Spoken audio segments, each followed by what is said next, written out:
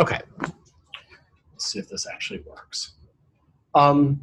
Okay, so today I'm going to talk to you about LOOS, which is software developed in my group to rapidly develop software to analyze molecular dynamics simulations. So LOOS, not that it matters, stands for the Lightweight Object-Oriented Structure Library. This is much better than the original name, which Todd invented as a pun off of my name, which I've never been happy about. Okay, let me just start by telling you a little bit about where this talk is going to go. There's basically 4 sections to the talk. I'm going to talk a little bit about sort of the design goals and how LOOS was designed, what we were thinking when we did it. And then really the 2 main sections are going to be using the pre-existing tools in LOOS, so just not as a developer, but just as a user. And then second, how you would go about developing with LOOS. And this is going to include both the core C++, but really the important part there is the Python. And then last, I'm going to walk you through an example performed using PyLOOS. Okay, so the first thing worth realizing is virtually all analyses of molecular dynamics simulations have pretty much the same structure. You start usually in advance by curating the data. So maybe you do some basic cleanup, you merge trajectories, downsample, whatever. This is usually done in advance, but occasionally not. You then, to do an analysis, you have to specify the contents of the system, you have to pick out which atoms are the interesting ones, loop over the snapshots in the trajectory, and compute some geometric quantity. That is just about everything. And then maybe you output either a time series or some kind of an average. And the thing is, the reason why we care about this is because virtually all non-trivial projects involve some custom code. There's always something you need to do that's specific to you that wouldn't have made sense for anyone else to bother doing. And for this reason, it's important to have good tools to do this. So in developing LOOS, what were we aiming for? So step 1 is we were aiming for rapid development. Doing analysis is nearly always cheap compared to running the simulation. And so having it run fast is nice, but what really matters is testing your ideas quickly. And so the way we focus on this is we wanted to have any standard task, we wanted it to be one line. Because no one thinks, okay, I want to solve the matrix that does an alignment. No, they think, okay, I want to align these 2 structures. Or I want the principal axes. No one thinks about doing an eigenvalue problem. And we want you thinking about physically the concepts as opposed to thinking about the code. Second, we want reasonable performance. Data sets keep getting bigger and bigger and bigger. It's not unusual for things to be terabytes these days. And you have to be able to get through that fast because while performance isn't usually a huge issue, if it takes 2 days to test your idea, you're not going to test nearly as many ideas as if it takes an hour or if it takes 5 minutes. And so, for instance, a pure scripting language approach is often going to be just too slow. You're not going to be able to get to where you want to go. And then the third thing is we want package independence. In other words, I don't want you to write a tool that only GROMACS users can use, or only Amber users can use, or only NAMD users can use, because there's lots of smart people using all of these packages, and we don't want to waste time re-implementing a good idea. We want it to just work once. Plus, and this is true in my lab and probably in others, plenty of things where a given project may use more than one package, and you don't want to have to write the tool twice. That's just too frustrating. Okay, so what gets used out there in the wild? So the first is there are packages. So Charm in particular has a huge number of analyses built into it. However, if you've ever worked with Charm, you know adding code to it is nightmarishly hard. Amber has ptraj, and more recently they have cpptraj. They have a fair number of basic analysis things, and cpptraj is very portable, but the downside is it's monolithic. So again, adding new code is actually pretty hard because you have to hook it into everything else that cpptraj does. GROMACS has a whole bunch of standalone tools, but they are very much GROMACS only. VMD is wonderful. I mean, VMD can do everything. However, it's really primarily intended to be a GUI, and while you can script it, it's scripting in Tickle, and it's kind of clumsy. It's not the easiest thing to do, and also VMD tends to be very slow because that's not really what it's optimized for. It's optimized as a viewer. And many of these packages really only speak their own file formats. You can, of course, roll your own.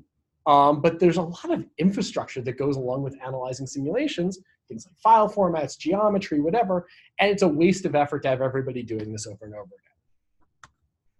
Okay, so what design choices did we make when we were designing LOOS? Step one is LOOS, the core library, was written in C++. And that's because we knew we were going to need high performance, that a pure scripting language approach was almost certainly not going to work. Second is we wanted to use an object-oriented design. And the idea is, if you look at any of the core tools, the application code is actually very simple. It's usually the main line, things are very, very short, and they're usually pretty easy to read. All of the complexity of C++ is hidden behind the scenes. It's always pushed down one layer, so that if you're developing a tool, you don't need to know a huge amount of C++. And we'll talk a little bit about how we did that later. And then one of the crucial things is a single binary. I guess that doesn't work. A single binary supports all of the possible file formats. And that means that we had to write it in such a way that the code does not know or care where the data came from. It just knows that it's working with the data. And then the last one is, and this was tacked on a few years into the development of LOOS, was there's a Python interface to make development even faster. The second thing that we decided early on was that we wanted to have a very simple object hierarchy. We don't want you to have to jump through a huge number of hoops, especially if, say, your system doesn't naturally break down the way we expected you to think about it. So basically, the key thing is there are atoms, and there are groups of atoms. And it really is that simple. So we don't assume this hierarchy of universe, chain, system, whatever. We just have atoms and groups of atoms. And then the last one is, remember I mentioned one of the key things is picking out which atoms to work on. We have a very powerful symbolic selection language for atoms. This is, for instance, like places like GROMACS, for instance, where they really do carry around lists of integers to tell them which atoms are interesting, and that's sort of frightening and error-prone. Okay, so let's talk about using LOOS in terms of using the pre-existing tools. The first thing we have to do before we can actually get to that is talk about some terminology. Now remember, LOOS is supposed to be package agnostic, so I can't just use the terminology, say, PSF, as if everyone knows what an AMD file format is. So instead, when we talk about a system file or a model file, what we mean by that is that's the file that specifies the contents of the system, atom names, residue names, etc. So that could be a PDB file, it could be a PSF, a parm top, a GRO. We're working on supporting some of the new modern formats like PDBX. What's interesting is, of course, not all of these file formats have the same information in them. So for instance, some of them have connectivity, charge, mass, but not all of them. And so our code has to be able to handle the fact that it doesn't always have all the information. And of course, some applications depend on having this information, so we didn't want to just use the lowest common denominator. We also have a very nice little script that Todd wrote called gmxdump to PDB, which basically will take the binary file format from GROMACS and spit out what we call a fake PSF. Because it happens that PSF is actually the most informative of all the file formats. Now, this is not, the reason why it's fake is because it's not something you could actually use to run a simulation, but it's very useful both for visualization purposes with VMD, and it's also very useful for analysis purposes.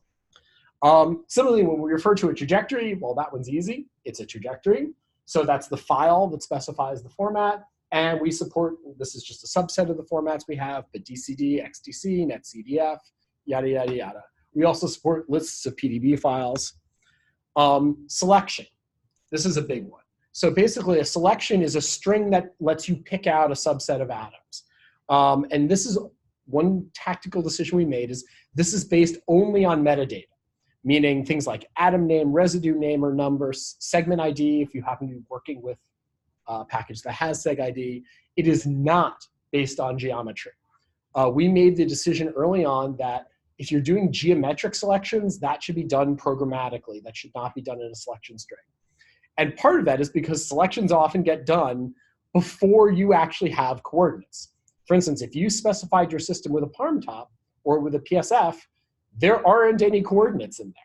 And so any selection that tries to do a geometric selection is just going to fail. And remember that layout I described. Often what you do is specify the system select and then loop. So if you have a geometric solutions thing that's supposed to be done on every single step, that belongs, to my way of thinking, in the code, not in the selection. Okay, let me just give you a few examples of things that already exist in LOOS. There's, I think, about 100 binaries in there. We have some very nice tools for trajectory manipulation. This is a generic one. Aligner does, as it sounds like, aligns all the structures in a simulation. I should mention, this is one of my pet peeves. This is nearly always done wrong. Aligner does it the correct way, but that's a separate rant, and I'll go through it another time if people are interested. So most of the tools in LOOS are actually, as I mentioned, short and single function. And the idea is you can chain them together. Subsetter violates that. Subsetter, well, what it's supposed to do is to create a new trajectory based that contains only a subset of the atoms. However, our running joke is that subsetter is about 3 commits away from obtaining sentience, because it can do a lot of other stuff as well. Merge traj, this is one of those examples of a tool that exists because I had a problem that was driving me nuts. Basically, as it sounds like, it takes a whole bunch of trajectory files and very rapidly merges them together. I used to use cat-dcd when I was before this, and I was at a point where it was taking me 2 hours every day to recurate the data, and merge traj cut that down, I think, to like 5 minutes. So it's a good thing. Lots of structure analysis tools. RDF and atomic RDF do radial distribution functions. Ramachandran does backbone dihedrals. Very shortly, there will be a new dihedral tool that will get arbitrary dihedrals. Thank you, Lewis, for contributing that. SVD does principal component analysis. Averager computes an average structure. RMSDs does an all-to-all structure comparison, which is a very useful thing for understanding what kind of spaces your system is exploring.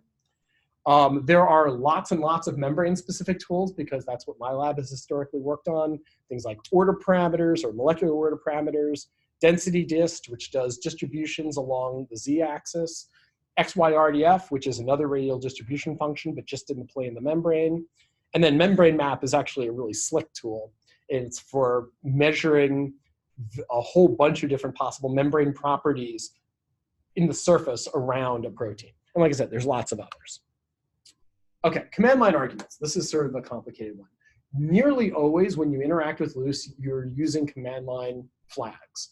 And one of the things we put a lot of effort into was building up sets of common flags that work together so that the consistency will make it easier for you to figure out how to use the tools.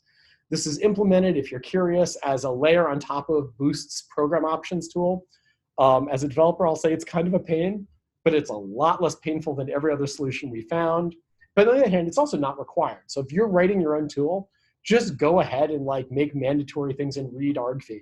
This is one of the things we usually go back and do this after we've written a tool, when we realize this is a good thing that we want to generalize and give out to other people. And I should mention in passing, this is not implemented for PyLOOS, which is the Python library. We use argparse instead.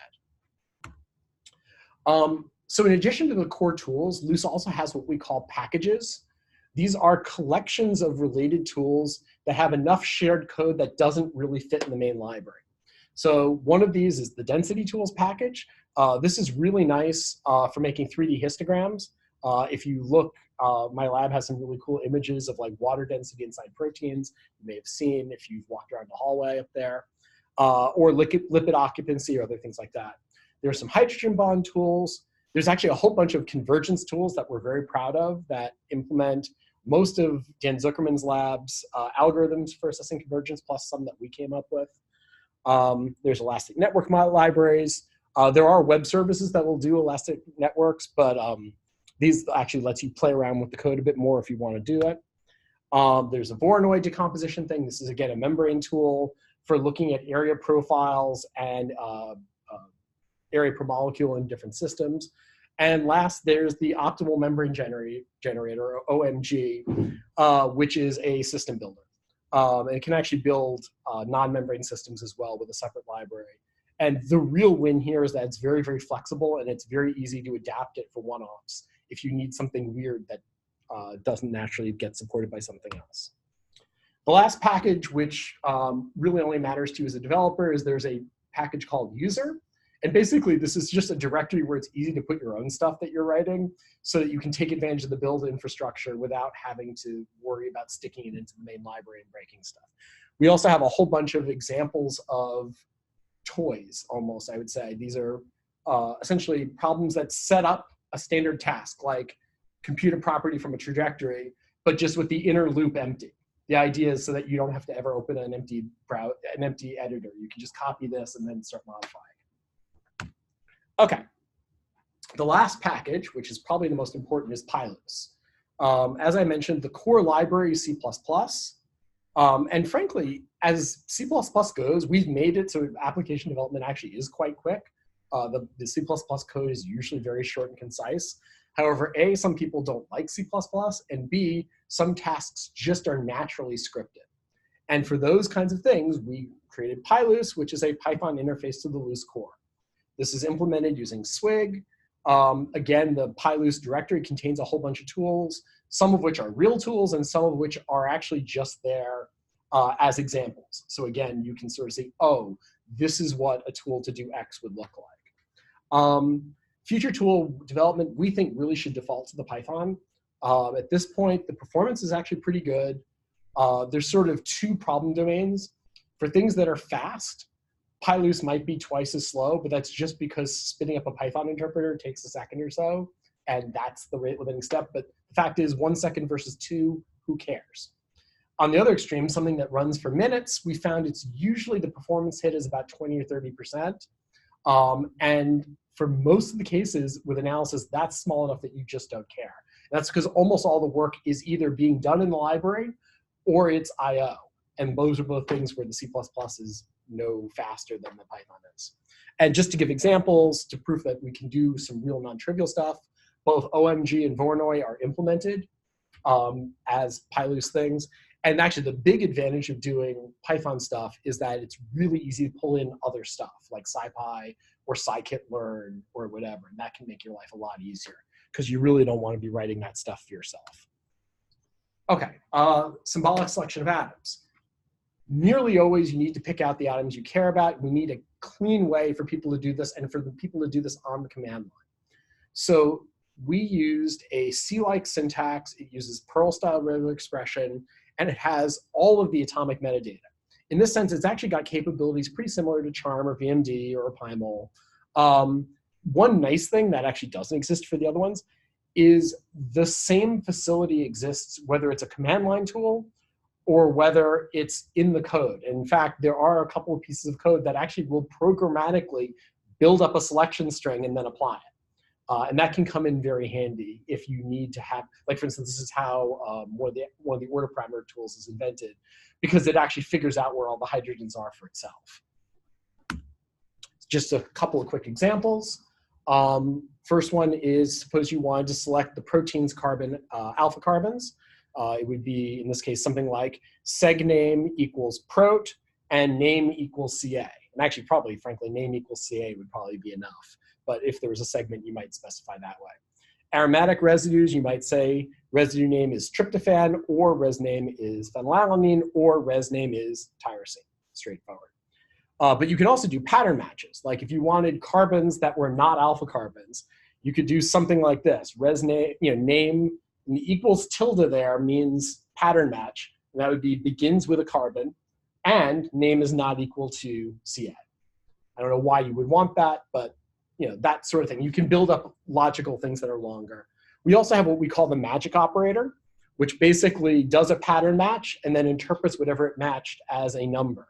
So like, for instance, if you wanted to pull a number out of a pattern match, like in an atom name or something like that, you can do that as well. That occasionally comes in handy, not that often anymore. It used to come in handy back when Charm lipids every lipid was its own segment, and so it was very convenient to do that. Okay, documentation. As we all know, this is the most important thing. All tools have it. Basically, if you just run the tool name, if you say tool name, what you'll get back is a list of the command line options. But more importantly, nearly all tools have tool name - full help. And basically what that does, we put a lot of time and effort into this. It tells you not just what the command line options are, but what all of them mean. It'll tell you something about the algorithms, if there's something subtle that might be going on there. It'll talk about common use cases. There'll usually be an example or two. Suggested workflows, as in use this tool, but then use this one. And actually, the biggest one is gotchas. This tool assumes you've already done X. If you don't do X, then you will be in trouble. So like, for instance, most of the membrane tools assume you've already put the membrane centered around z equals 0. And it'll, just because we didn't want to redo that over and over and over again. And we warn you in the full help so that you don't make the mistake and get gibberish. Okay, switching gears again, let's talk about developing with LOOS. I should mention, part of the best argument for the fact that LOOS is a good development tool is the fact that we've got all this functionality, even though 95% of this code has been written by 2 people who are both doing other things as their main job. Now, a few other people have started doing development with it, but it's still, it really does show that it's a nice development tool. So LOOS is a relatively large package. I mean, it's small compared to something like OpenMM, but it's big compared to a lot of other things. And we're very cognizant of the fact that most simulators aren't real programmers, meaning they don't want to spend time learning the subtleties of advanced C++. And they don't want to, their goal isn't to write code. Their goal is to solve their problem. And so what we need to do is to make it as easy to learn as possible so that you don't have to go spend hours in a C++ book in order to figure this out. And part of how we did this is by hiding as much of the infrastructure as possible from the developers, so that there's a simple interface that you look at, and then you don't really have to worry about where a lot of it comes from. And part of this means that most tasks, you only need 4 classes. And that's coordinate, atom, atomic group, and trajectory. And if you understand how those 4 work, you've probably got everything you need. So let's run through them. Coord. Basically, this, as the name implies, is the class that represents vectors and coordinates. And there's some convenient stuff. We've done operator overloading so that if you add 2 of these, you get vector addition. If you multiply them, you get a dot product. There's cross products. There's length and distance. We know how to handle periodicity, so there's imaging operations built into it if you want. At the moment, I admit we only can't handle rectangular prisms. We don't handle some of the other ones. Every once in a while, someone asks us for this, and it's on our to-do list, but it hasn't been that high a priority because it's not all that common. Technically, if you care about C++, this is actually a template. So in other words, you can have a coordinate that uses floats versus doubles versus integers. What you'll see in 99% of the code is a type def called gcoord, which is just doubles. And unless you've got a really good reason, I would say just leave it that way. Next up, atom. So this is sort of the fundamental data type in LOOS. Every atom contains coordinates, and then it has all the other metadata. So things like atom names, residue names, atom numbers, residue numbers, segment names, and then possibly things like connectivity, charge, and mass. It sort of depends how you got the information in. And actually, one of the crucial things is that not all characteristics need to be available. So in other words, some file formats have connectivity but don't have residues. Thank you, Tinker, for example.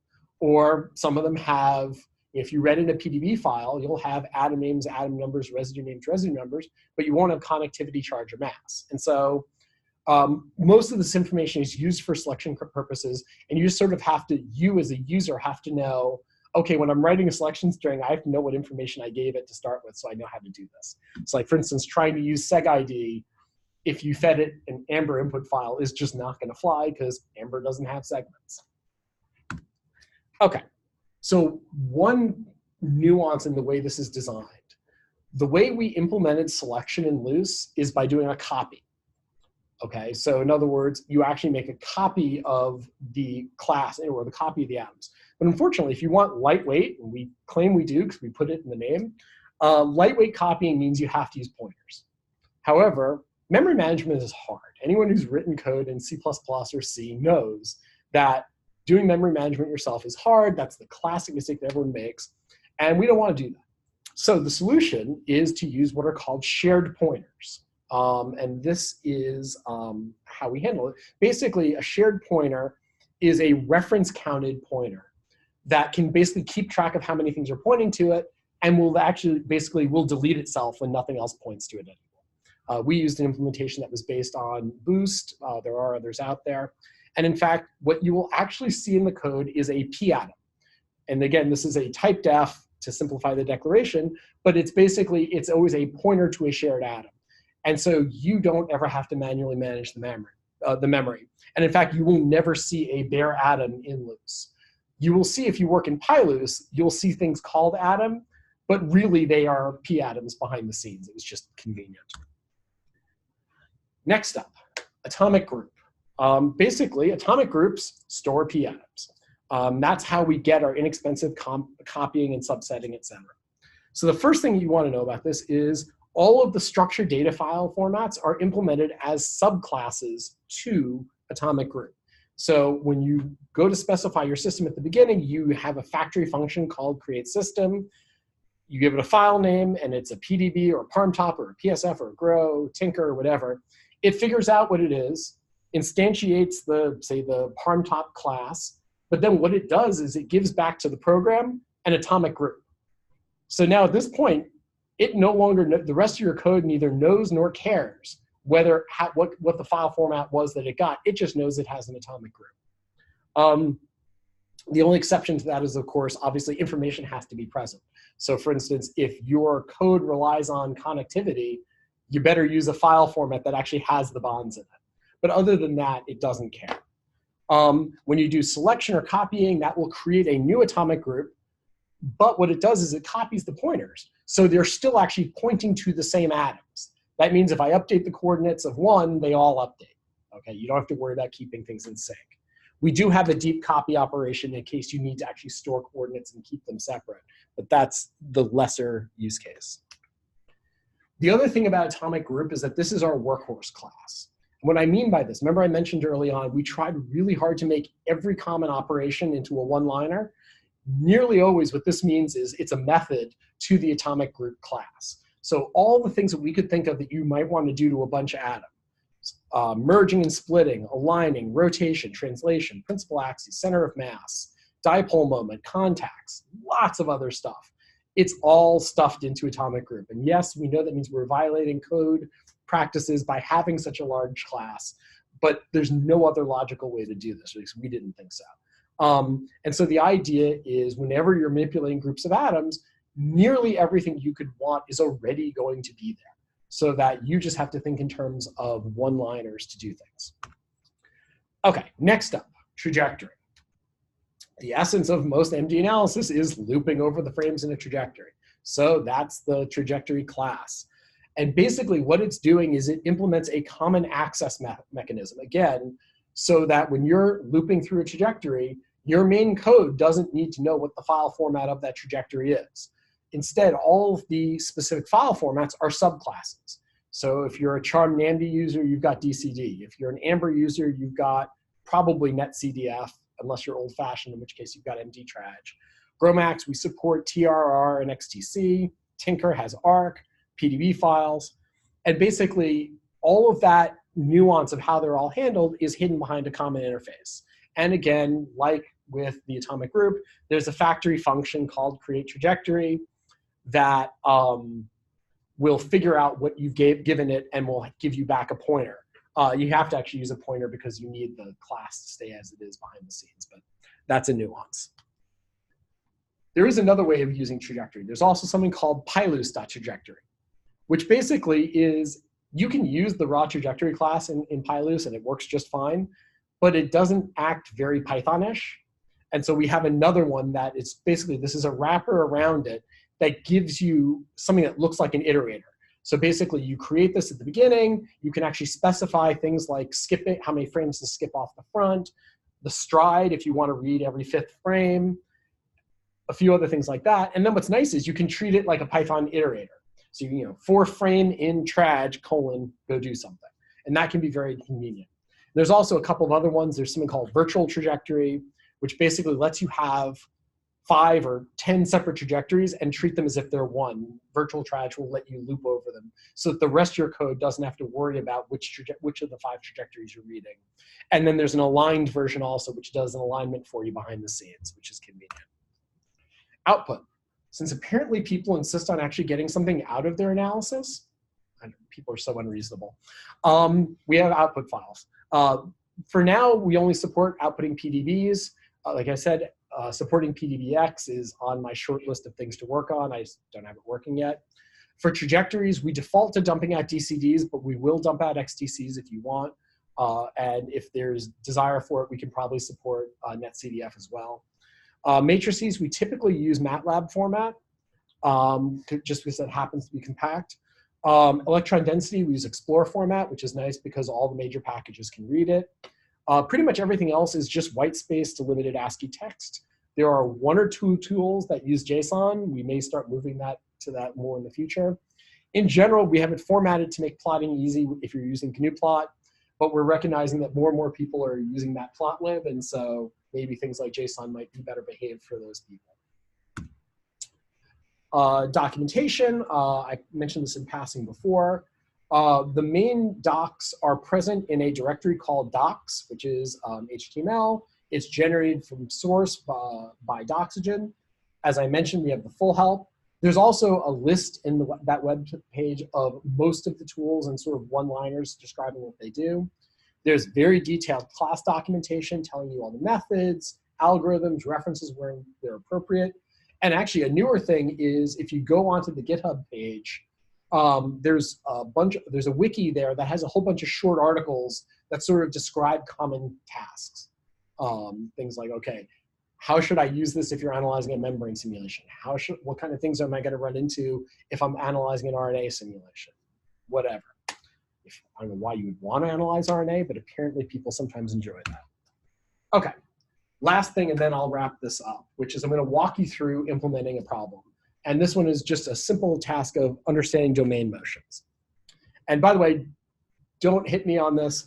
I know that this is a stupid algorithm, but I wanted something that was non-trivial and show you how to implement it. So imagine you've got a 2-domain protein and you want to track how the 2 domains are moving relative to each other. What would you pay attention to? You'd pay attention, say, to the distance between them, some sort of an angle made between them, and maybe a torsion between them, right? Those are sort of the first obvious things if you really think of these 2 domains as moving as rigid bodies. So, okay, what would a calculation like that look like? Well, you need to read it in a structure. You need to pick out the 2 domains. You'd need to loop over the trajectory. And then you would want to get the centroid of each of these and the principal axes of each of these. From the centroids, you'd calculate the distance. And then from the principal axes, you'd compute the angle or torsion. Okay, sound reasonable? So what would the code look like? Okay, now I recognize that this is sort of painful and too small to read. Don't worry, it's going to get blown up in a second. So let's run through it piece by piece. Oh, by the way, I should mention, LOOS these days is Python 3 only.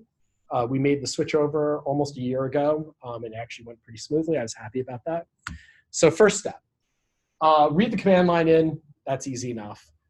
First thing is, how do we go about creating the system? Remember I mentioned there are factory functions. Basically, you create an atomic group called system by saying loos.createSystem, and then system file was the name of that you passed it on the command line. And in this case, we're making a PyLoos trajectory that takes the file name for that, plus also, again, system. The reason why you have to give it the system is because trajectories have no metadata associated with them. At best, they know how many atoms they have, and so you have to associate a trajectory with an atomic group. But, okay, straightforward enough. Next up, we need to get the selections. So on the command line, we specified 2 selection strings. And basically, there's a function called loos.selectAtoms. And basically, it applies selection string 1 to system and selection string 2 to system. This creates 2 more atomic groups, cell 1 and cell 2. These also point to the same atoms as model. So if I change model, or system, sorry, if I change system, these coordinates will change as well. They're all pointing back to the same thing. Next, let's loop over the trajectory. Well, the nice thing is, if you're a Python person, this looks like an iterator. Very easy for frame and trajectory. So frame is now yet another atomic group. Again, all pointing back to the same data. And so what happens is when frame updates, model updates, cell 1 updates, cell 2 updates. So even though you don't see me updating them, because they all point back to the same class, the same atoms, they all update at once. The only time when you wouldn't want that, I should mention, is if you like wanted to use the first frame in a trajectory as a reference structure, in which case what you would do is you would copy it right at the beginning, copy it to another atomic group, and then that would be a second, that would be point to new sets of atoms, and then you could do them as a reference. Okay. Computing the distance. This is pretty straightforward. In this case, we chose to use centroids rather than centers of mass. Basically, cell 1 is an atomic group. I call the method called centroid. That returns centroid 1. That is a coordinate. Same thing with centroid 2. Now, what's nice is because these are coordinates, if I want the difference vector, I literally just subtract them. And then I ask for the length of that new vector. You'll note I didn't do anything about periodicity here. That's because I'm assuming this is a protein, which means you've already put the system all in one periodic image. However, there's a simple call to reimage that you would make if you were worried about if these were things where it could be going either this way or through the periodic image. But pretty straightforward. Next is principal axes, because remember, that's how we're going to decide how these things are oriented. I don't know if any of you have implemented principal axes. It's not a trivial amount of code. This way it is. Basic principal axes returns 4 coordinates. The first coordinate is the biggest axis, then the second one is the second biggest axis, the third one is the third biggest axis, and then the fourth one is the coefficients that tells you what they are. So basically, I call principal axes on selection 1, and then I pull out the first axis. That's the 0th vector. Do the same thing for principal axis 2. And then to get the angle, what do? I take the dot product, and then I take the arc cosine of that, and I put it in degrees because that's how people like it. Not very hard. And then the last one is to get a torsion. This is a little bit more complicated. The idea of a torsion, that's a 4-body term. So what we do is, algorithmically, what you'd want to do is step from the centroid of the selection, step along the principal axis, and then make another dot. And then do the same thing over here. Now I've got 4 points, and I can compute a torsion angle. So what do? I take P1 is a new point. I go centroid, step along from centroid 1 along the first axis, do the same thing along 2, and then call the torsion code. And that is a function that takes, it's actually cute. There are 2 versions of it. It either takes 4 atoms or it takes 4 coordinates, whichever one you want, and then it spits back the torsion in degrees. Okay, and then, I don't think I bothered to mention the printing. But yeah, and the last thing is it prints the stuff out. Just to put it in perspective, it took me longer to make that slide than it did to write the code. That's because that slide has like 27 builds in it, and it's painful. Okay, briefly sum up, and then I will answer questions. So LOOS is pretty powerful. It's a C++ free open source piece of software. It's package agnostic. It's cross-platform. These days, pretty much any Unix it'll run on, because one of the ways you can build it is by using Conda. And since Conda runs just about everywhere, so does LOOS. It definitely works on Mac. In fact, as of a couple days ago, someone checked for me. It even works on Catalina. Who knows? It might even work on Windows. I haven't actually tried that yet. I need to. It's got a lot of tools, but really it's a tool for making tools. You can download it from GitHub. That's the QR code if you wish to photograph it. Or if you go to my lab's webpage, you can pull it down from there. Actually, I will update the slides. There is in both the docs and on the main page, there's a link to these slides. I need to update it because I've tweaked it again, but whatever. A couple references, and then the last one is credit where due. So the way you interact with LOOS is really my philosophy, but nearly all of the low-level design and implementation, and the reason why the code is as clean as it is because of Todd Romo, who is a staff scientist who worked with me for many years. And with that, I will turn off recording and take questions.